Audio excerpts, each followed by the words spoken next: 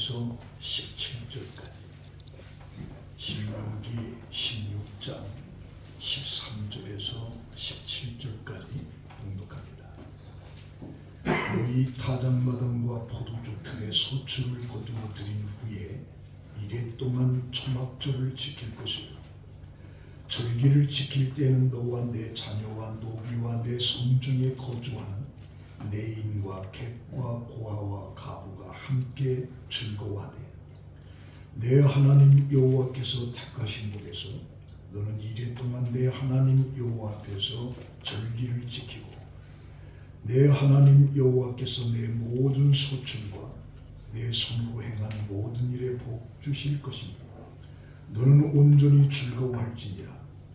너희 가운데 모든 남자는 1년에 3번 곧 무교절과 칠칠절과 초막절에 내 하나님 여호와께서 택하신 곳에서 여호와를 배울 때 빈손으로 여호와를 배우지 말고 각 사람이 내 하나님 여호와께서 주신 복을 따라 그 힘대로 드릴지니라. 아멘.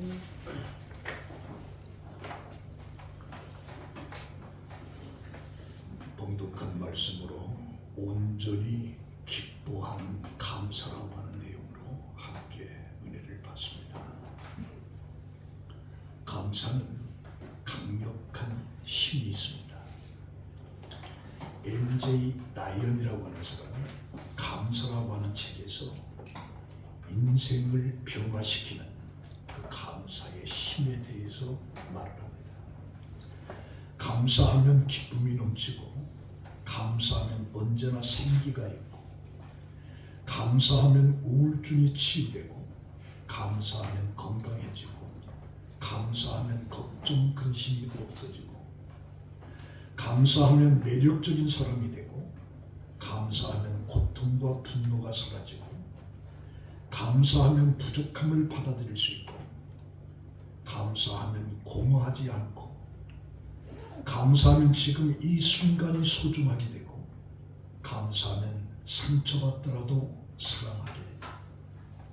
감사하면 무엇이든 나누어주고 싶고, 감사하면 모든 생명체와 고감할 수 있으며, 감사하면 평범한 일상도 은총으로 받아들인다. 그렇게 말을 합니다. 그리스도인들의 이 감사라고 하는 것은 하나님을 사랑한다라고 하는, 그래서 하나님의 사랑을 아는 것에부터 시작이 되는 겁니다. 그럼 하나님의 무엇을 알아야 우리가 진정한 감사를 할 수가 있느냐라고 할 때는 사랑과 용서와 소망입니다. 하나님의 사랑을, 하나님의 소망을, 하나님의 용서를 우리가 알게 되면 감사를 할 수가 있다는 것입니다. 요한복음 3장 16절에 하나님이 세상을 이처럼 사랑하사 독생자를 주셨으니 누구든지 저를 믿는 자는 멸망하지 않고 영생을 얻으리라. 하나밖에 없는 독생자, 사랑하는 독생자를 우리에게 주셨다는 얘기예요. 또 하나는 로마서 6장 17절에 하나님께 감사하리로다. 너희가 본래 죄의 종이더니 너희에게 전하여 준 바 교훈의 본을 마음으로 순종하여 죄에서 해방되어 의의 종이 되었도다. 우리를 용서해 주었다는 거죠. 또 하나는 요한계시록 21장 1절에 보면 또 내가 새 하늘과 새 땅을 보니 처음 하늘과 처음 땅이 없어졌고 바다도 다시 있지 않더라. 또 내게 말씀하시되 이루었도다. 나는 알파요 오메가요 처음과 마지막이라. 내가 생명수 샘물을 목마른 자에게 값없이 주리니 이기는 자는 이것들을 상속으로 받으리라. 나는 그의 하나님이 되고 그는 내 아들이 되리라. 새하늘과 새 땅의 소망, 이 세 가지를 알게 될 때 우리는 감사를 할 수가 있다는 얘기입니다. 빌립보서 3장 8절에 또한 모든 것을 해로 여김은 내 주 그리스도 예수를 아는 지식이 가장 고상하기 때문이라. 바울은 예수 그리스도를 알고 난 다음에 지금까지 세상에 추구하던 모든 것을 전부 다 배설물을, 왜? 예수를 아는 지식이 가장 고상하기 때문에. 그래서 바울은 일생을 감수하면서 살게 됩니다. 그래서 우리는 예수 그리스도를 아는 지식이 있을 때 모든 것을 배설물로 여기고, 그리고 모든 상황 속에서 우리는 감사할 수가 있는 것입니다. 일본의 세계적인 기업 내셔널을 여러분들이 잘 압니다. 그 창업자 마세시다 고노스키입니다. 그는 자수성가한 사업으로 잘 알려졌는데, 그는 집안의 몰락으로 초등학교 4학년밖에 다니지 못했습니다. 그러고 이제 자전거포 전문으로 일하면서 사회생활을 시작했다고 합니다. 그는 가장 미약한 모습으로 시작했지만 최선을 다해서 배우고 노력했고, 그 결과 570개의 기업을 거느리고 13만 명의 종업원을 거느린 대기업의 총수의 자리까지 올라간 겁니다. 그는 자신의 성공 비결을 묻는 사람들에게 3가지를 말했다고 합니다. 가난과 허약한 것, 그리고 못 배운 것. 그는 이것들을 불평의 조건으로 받아들인 것이 아니라 감사의 조건으로 받아들인 거죠. 그는 가난했기 때문에 부지런히 일했습니다. 몸이 약했기 때문에 건강의 소중함을 알아 몸을 관리하는 법을 배웠습니다. 많이 배우지 못했기 때문에 세상 모든 사람을 스승으로 모시고 배우는데 노력했다. 그렇게 말합니다. 지금 내 안에 있는 아픔과 고통이 나를 넘어지게 하는 걸림돌이 된다면 그것은 안타까운 일입니다. 그래서 우리는 왜 나만 이런 고난을 겪느냐라고 하는 원망과 불평하는 사람들. 그러나 그것을 통해서 다가오는 하나님의 선하심과 인자하심을 우리는 깨달아야 돼요. 고난과 축복이라고 하는 것은 같은 하늘의 다른 표정입니다. 나에게 약함을 주신 하나님을 찬양하며 오히려 감사로 영광을 돌려보세요. 그 속에 놀라운 주님의 역사가 나타날 것입니다. 감사는 삶의 부정적인 에너지를 긍정적으로 바꿔줍니다. 감사는 고통을 치유하고 회복을 시켜주는 능력이 있어요. 감사는 베풀고 나누게 하는 힘이 있습니다. 감사는 우리의 모든 것을 변화시키면서 불가능을 가능하게 하는 엄청난 힘이 감사 속에 있습니다. 미국 뉴욕의 재활병원과 한국의 실로암 안과병원에 붙여진 벽화가 있습니다. 그곳에 보면 큰 일을 이루기 위해 힘을 주십사 하나님께 기도했더니 겸손을 배우라고 연약함을 주셨다. 많은 일을 하려고 건강을 구했더니 보다 가치 있는 일을 하라고 비움을 주셨다. 행복해지고 싶어 부유함을 구했더니 지혜로워지라고 가난을 주셨다. 세상 사람들의 칭찬을 받고자 성공을 구했더니 뽐내지 말라고 실패를 주셨다. 풍요로운 삶을 누릴 수 있도록 모든 것을 달라고 기도했더니 모든 것을 누릴 수 있는 삶 그 자체를 선물로 주셨다. 구한 것 하나도 주어지지 않는 줄 알았는데 내 모든 소원이 들어주셨다. 하나님의 뜻을 따르지 못하는 삶이었지만 미처 표현 못한 기도까지도 모든 것을 들어주셨다. 나는 가장 많은 축복을 받은 사람이다 라고 하는 글귀가 병원에 붙여집니다.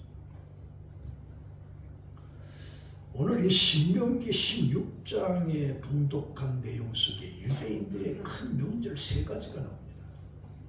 하나는 유월절입니다. 유월절은 이스라엘 민족이 애국에서 400년 동안 노예로 살다가 하나님의 능력으로 모세를 통해서 출애굽한 사건을 기념으로 드리는 것이 바로 유월절입니다. 또 하나는 77절입니다. 이걸 맥추절기라고 하는데 유월절 이후에 7주간을 지난 다음에 드리는 절기가 77절입니다. 이것을 우리가 맥추 감사절, 밀, 보리, 추수를 기념해서 드리는 절기죠. 그 다음에 3번째는 초막절입니다.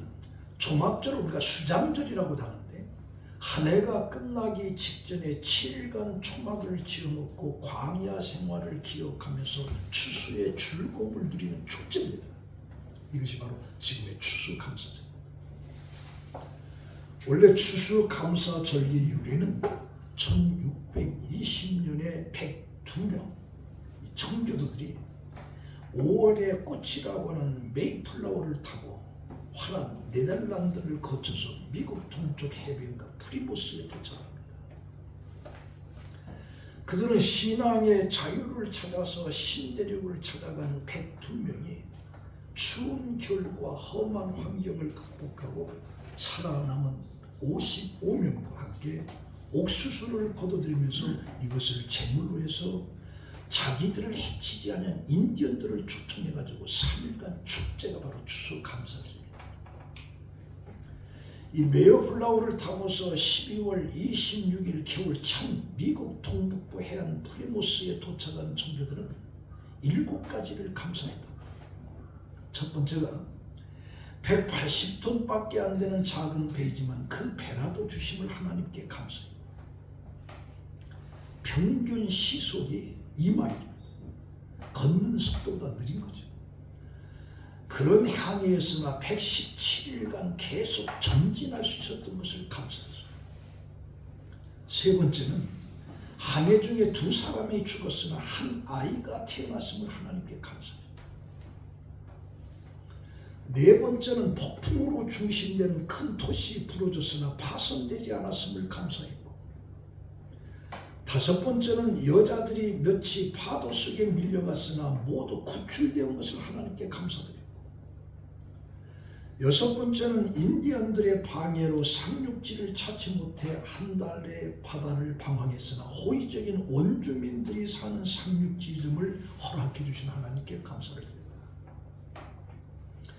일곱 번째는 고통스러운 3개월 만에 항해 중 단 한 명도 다시 돌아가자라고 하는 말을 하지 않아서 감사드립니다. 이게 7가지.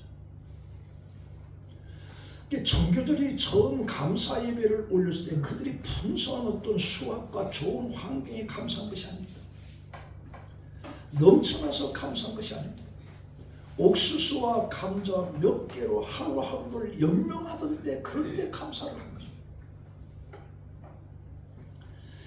이것이 1787년에 미국의 초대 대통령이었던 조지 워싱턴이 11월 26일을 감사절로 선포합니다. 그리고 링컨이 11월 마지막 목요일, 그리고 루즈벨트가 셋째 주 목요일을 선포했던 것이 오늘의 추수감사절이 된 것입니다. 이것이 근세 추수감사절의 시작의 유래인데, 그렇다면 참된 감사를 어떻게 해야 되느냐 라고 하는 것을 한 3가지 측면에서 볼 수 있습니다. 첫 번째는 함께 나눔이 추수감사입니다. 우리 13절에 보면 너희 타작마당과 포도주 틀에 소출을 거둬들인 후에 이래 동안 초막절을 지킬 것이니 절기를 지킬 때는 너와 내 자녀와 노비와 내 성중에 거주하는 내인과 객과 고아와 가부가 함께 즐거워하되. 과부와 고아, 내인, 모든 사람들과 함께 즐거워하되. 그래서 이 추수의 규례를 보면 정당하게 땀 흘려 거둔 곡식을 하나님께 바치고 그 곡식과 열매를 남종과 여종 그리고 나그네와 과부 고아 등에 나누는 축제가 바로 추수감사절. 이게 추수감사절은 하나님께 감사도 되지만 나누는 축제입니다. 즉 소유의 감사의 절기가 아니라 나눔의 절기입니다. 내가 얼마나 많이 거들었더라고 하는 감사가 아니라 나누죠. 그래서 하나님이 주신 것을 감사하고 더 깊은 의미는 하나님이 주신 것을 기뻐하며 어려운 사람들에게, 병든 사람들에게, 고통당하는 사람들에게 나누어주는 이것이 감사의 절기입니다. 대부분 사람들이 어떤 것이 생기게 되면 그것을 3가지로 사용한다고 하는데, 첫째는 향락을 위해서, 또 하나는 권력을 위해서, 또 하나는 보람을 위해서.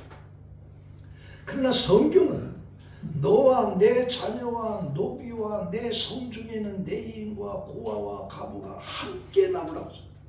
이 함께 나누는 것이 바로 추수감사입니다. 얼마 전에 제가 신문을 보고 감동받은 하나가 있는데 유한양행 창업주의 유일한 박사입니다. 우리 유한양행 그 목동 임원동 쪽에 유한양행 큰 양이죠. 그리고 그의 손녀 유일린 씨입니다. 유일린 씨. 그 유일린 씨는 1961년 미국 샌프란시스코에서 변호사 유일선 씨와 중국 사람 아내를 통해서 외동딸로 태어났습니다. 도쿄에서 유년기를 보낸 뒤 센타바라바라에서 중고등학교를 나왔고 예일 대학에서 심리학을 전공한 뒤에 마케팅 디렉터로 일하다가 40세에 애리조나의 사격학교에서 코치로 일하고 있습니다. 그 유일린 씨가 유한학원과 보건장학회 이사로 지원하고 있습니다. 근데 대한민국의 노블레스 오블리주의 상징이 된 것은 그가 남긴 유언장 때문입니다. 그 유한양행. 그 많은 재산의 모든 것에 있어서 손녀에게 대학 학자금 1만 달란트만 줬습니다. 지금으로 1,300만 원. 그 주고 나머지 모든 것을 전부 다 사회에 다 내놨습니다. 이것이 공개되자 한국 사회는 신선한 충격을 받았어요. 자식도 안 주고 손녀딸 한 학기 등록금 만달러. 그리고 모든 사업, 모든 재산을 전부 다 사회에다가 하는 겁니다. 그때 1970년대인데 그때는 정치 비자금, 탈세, 세습 경영을 당연시 하던 시대였어요. 근데 한국을 방문한 1만 달러 상속의 주인공 유일린 씨는 우리 가족은 오히려 1만 달란트를 준 그 유언에 따라서 그 돈을 보고 할아버지가 이렇게 많이 주었다라고 놀랬다. 기업은 국가와 사회의 것이니 아무것도 기대하지 말라는 할아버지의 말씀을 귀에 못 심하도록 지렸기 때문에 1만 달란트를 갖다가 유산을 줬다고 하는 것에 그렇게 많이 줬냐고 다 놀랬다. 그때 정치자금을 헌납하라는 정권의 요구를 거절해서 세무조사를 받았는데 아무리 털어도 한 톨에 나쁜 점이 하나도 없어요. 그때 더 깜짝 놀랐어요. 그 일화가 아주 유명한 거죠. 그래서 유일한 박사는 내가 얼마나 아느냐, 지식이 많으냐가 중요한 게 아니고 그 지식을 가지고 어떤 일을 했느냐, 그게 더 중요하다. 그래서 유한은 사회를 위해 무엇을 할 수 있는지 고민하지 돈을 얼마나 벌 수 있는지에 집중하지 않는다. 그래서 그 기자가 그 손녀딸에게 질문했습니다. 할아버지가 준 최고의 선물이 뭘까? 그럴 때 등록금 1만 달러, 살 수 있게 해준 자유, 그리고 책임감. 이 세 가지만 있으면 최고의 인생을 개척해서 살 수 있다. 그래서 나는 엄청난 부자다. 그 며칠 전에 신문에 그 인터뷰 것이 나왔을 때 감동을 받았어요. 그 엄청난 억대, 수억대, 수백억 대의 부자가 손녀딸에게 1만 달러밖에 주지 않았어요. 그것도 많이 줬다고 깜짝 놀랐다. 자, 두 번째는 온전히 기뻐하는 것이죠. 우리 15절에 보면 내 하나님 여호와께서 택하신 곳에서 너는 이래 동안 내 하나님 여호와 앞에서 절기를 지키고 내 하나님 여호와께서 내 모든 소출과 내 손으로 행한 모든 일에 복 주실 것이니 너는 온전히 즐거워할지니라. 여기 너는 온전히 즐거워할지어다라고 하는 하이타크 사메아우라고 하는 시부요입니다. 너는 참으로 즐거워하되 일회성이 아닌 지속성이에요. 너는 온전히 즐거워하라고 하는 것이 단 한 해가 아니라 네 인생 전체를 통해서 지속적으로 즐거워하라, 그렇게 표현을 해주고 있습니다. 요한복음 14장 27절에 예수님께서 평안을 너희에게 끼치노니 곧 나의 평안을 너희에게 주노라. 내가 너희에게 주는 것은 세상이 주는 것과 같지 아니하니 너희는 마음에 근심하지도 말고 두려워하지도 말라. 하나님이 주시는 평안은 세상이 주는 평안이 아니라 부모가 자식에게 많은 재산을 물려주고 많은 혜택을 주고 이게 즐거운 것이 아니야. 이게 평안. 내가 주는 평안은 그게 아니다. 그런 평안을 가져오죠. 우리는 바쁜 삶에 쫓기다 보면 하나님을 잊어버릴 때가 많습니다. 돈을 늘 생각하는데, 건강은 늘 생각하는데, 성공은 늘 생각하는데 그것을 주시고 축원하시는 하나님을 잊어버리고 살 때가 더 많다. 추수감사절은 모든 것의 배경이 되시고 감사의 대상이라고 하는 사실을 확인한 것입니다. 형식이 아닌 마음에서부터 우러나오는 진정한 감사가 필요해요. 이 온전히죠. 온전히 아크라고 하는 아크. 이건 반드시 참으로 정령 마음껏. 그러니까 이 추수감사절은 일회성이 아니라 지속적으로 마음껏 참으로 정령 기뻐하고 즐거워하는 거죠.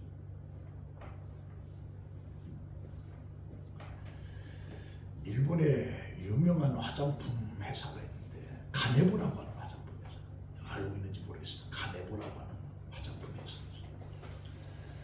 그 회사의 역대 회장 가운데 말단 사원으로 들어가서 회장이 된 신화적인 존재가 있는데 마단이 야스토라고 하는 사람입니다. 마단이 야스토라고 하는 사람. 이 사람이 결혼을 한 후에 아내에게부터 전도를 받아서 예수를 믿게 됐는데 하루는 아내가 남편에게 여보 주님이 기뻐하시는 일만 하세요. 출세 안 해도 됩니다. 그저 하나님이 기뻐하시는 삶만 사세요. 하나님이 기뻐하시는 삶을 살다가 회사에서 정리되더라도 과감히 그만두세요. 우리 둘이서 전도지 들리고 다니면 됩니다. 그때 이 미다니 야스토라고 하는 사람이 대부분 아내들은 남편에게 출세를 해야 된다라고 얘기하는데 출세 안 해도 됩니다라고 하는 말에 자기가 위안을 많이 받았다. 그래서 예수를 믿고 난 뒤에 출세보다는 어떻게 하면 하나님을 기쁘시게 하는 삶을 살까 고민하다가 세상을 보는 안목이 바뀌게 됐다. 그래서 그가 늘 간직했던 말씀은 갈라디아서 1장 10절인데 이제 내가 사람을 좋게 하려 하나님을 좋게 하려 사람들에게 기쁨을 구하려 내가 지금까지 사람의 기쁨을 구하는 것이었더라면 그리스도의 종이 아니니라. 이것 때문에 불이익도 당하고 왕따 당하기도 하고 어떤 때는 회사를 그만두어야 될 위기를 맞을 때도 있었어요. 그러나 하나님을 기쁘시게 하기 위해서 살 때 하나님은 말단 직원에서 그가 그 화장품에서 최고의 높은 회장 따위까지 올라가게 됐다고 간증을 합니다. 예를 하나 더 들어보겠습니다. 미국의 그 CBS 뉴스 앵커의 돈 네드라고 하는 그 미국의 방송 가운데 최고로 꼽히는 돈 네드라고 하는 그런 아나운서가 있었어요. 앵커가 있었는데 그의 자서전에 나는 기억한다 라고 하는 자서전을 했습니다. 그 자서전 속에 자신의 학창시절 이야기를 꺼내고 있는데 그는 너무나 가난해서 대학에 갈 수가 없었습니다. 하지만 고교 시절에 운동을 많이 했기 때문에 일단 대학에 들어가기로 하면 풋볼 선수로 스포츠 장학금을 받아서 내가 학교를 다닐 수 있겠다 생각한 거죠. 그래서 이제 그 돈 네드는 샘 슈소턴 사범대학에 입학을 하게 됩니다. 그리고 그는 계획대로 풋볼팀에 들어가서 1개월간의 시험 연습 과정을 거쳐서 장학생으로 선발이 됩니다. 근데 그때 코치는 윌슨이라고 하는 그런 코치였습니다. 그는 독실한 크리스찬인데 인격적으로 존중받는 사람 중에 한 사람이었어요. 어느 날 이 윌슨이 코치가 돈 네도를 개인적으로 부릅니다. 부르면서 뭐라 미안하다. 너는 너무 작아서 155파운드로는 대학 풋볼팀에 들어갈 수가 없어. 하지만 실망하지 마라. 나는 너보다 훨씬 작지만 풋볼 코치가 되지 않았느냐. 내 어머니께서는 늘 자기가 받는 것을 하나님께 감사하면 하나님 그를 더 귀한 크리스로 쓰신다라고 말씀했다. 너는 풋볼 선수는 되지 못해도 머리가 좋고 말을 잘하니까 스포츠 아나운서가 되는 게 어떻게 되냐. 이렇게 해서 그 윌슨은 시골의 라디오 방송국에 추천을 해줬어요. 그것이 계기가 돼서 오늘날 면 앵커가 된 돈 레드입니다. 최고의 앵커. 그럼 그 해골에서 이렇게 말합니다. 내가 받은 것을 감사할 줄 아는 마음을 가르쳐준 윌슨 코치, 지금도 나는 그를 감사한다. 그리고 세 번째는 하나님께 드리는 것이에요. 우리 16절에 보면 너희 가운데 모든 남자는 1년에 3번 곧 무교절과 칠칠절과 초막절에 내 하나님 여호와께서 택하신 곳에서 여호와를 배울 때 빈손으로 여호와를 배우지 말고 각 사람이 내 하나님 여호와께서 주신 복을 따라 그 힘대로 드릴지니라. 그 힘대로 드립니다. 이게 추수동사. 모세도 이제 출애굽기 25장 2절에 이스라엘 자손에게 명령하여 내게 예물을 가져오라 하고 기쁜 마음으로 내는 자는 내가 바치는 모든 것을 너희가 받을지니라. 그래서 하나님께 드려지는 예물은 힘대로 하시고 기쁜 대로 하는 거예요. 이게 추수랍니다. 오늘 이 말씀 가지고 결론을 넣고자 합니다. 윌리엄 노우라고 하는 사람이 그 책 속에 엄숙한 부르심이라 라고 하는 말에 이런 말을 합니다.